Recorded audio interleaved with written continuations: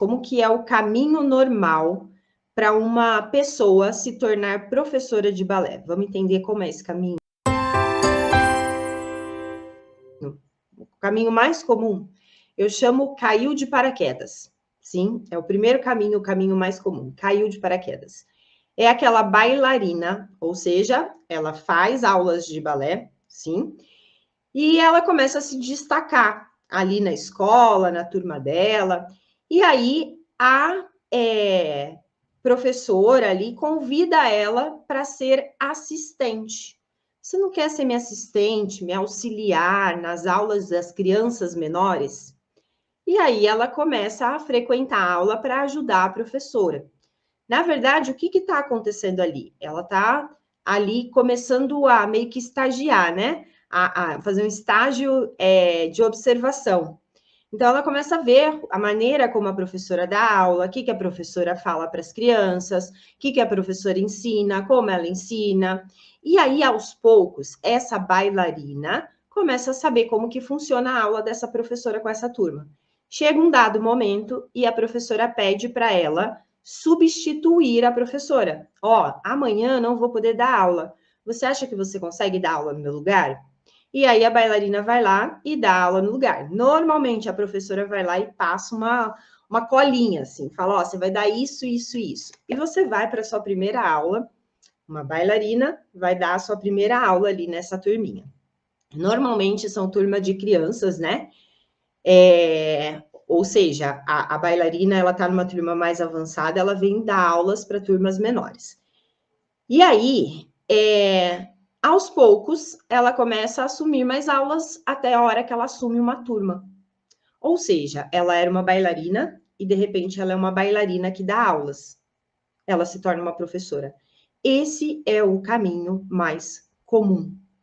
A grande maioria dos professores que estão dando aulas por aí hoje, sim, chegaram no cargo de professor dessa maneira. E, gente, não sou eu que estou falando isso. A vida me mostrou isso, mas existem pesquisas que mostram que a grande maioria dos professores de dança dão aulas pela experiência que eles têm como bailarinos.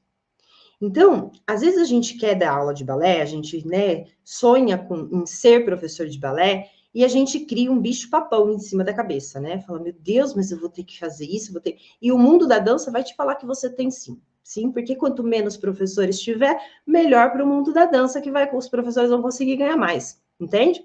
Então, existe toda essa noia que acontece. Mas qual é o ponto aqui? O que eu vejo, tá? Eu também comecei a dar aulas dessa maneira, caindo de paraquedas. Fui substituindo aqui, sendo convidada para acompanhar uma aula ali, e de repente eu estava com uma turma, de repente eu estava com outra, e foi assim que tudo aconteceu. Eu nunca fiz uma faculdade de dança, eu nunca fiz faculdade de educação física.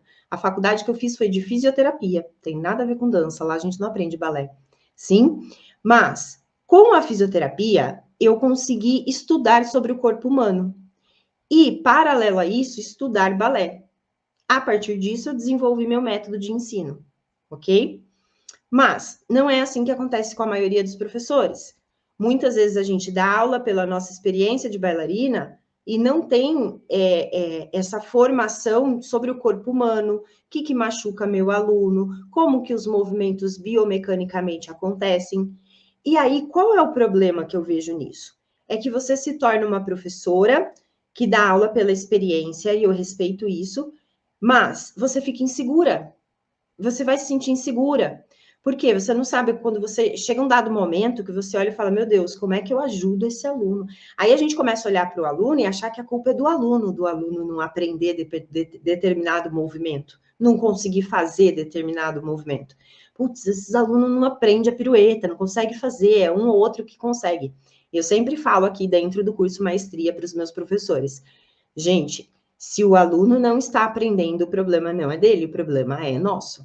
Eu, como professora, eu preciso abraçar por que ele não está aprendendo e criar outras maneiras de passar esse conhecimento para o meu aluno. É isso que aqui em Maestria a gente acredita.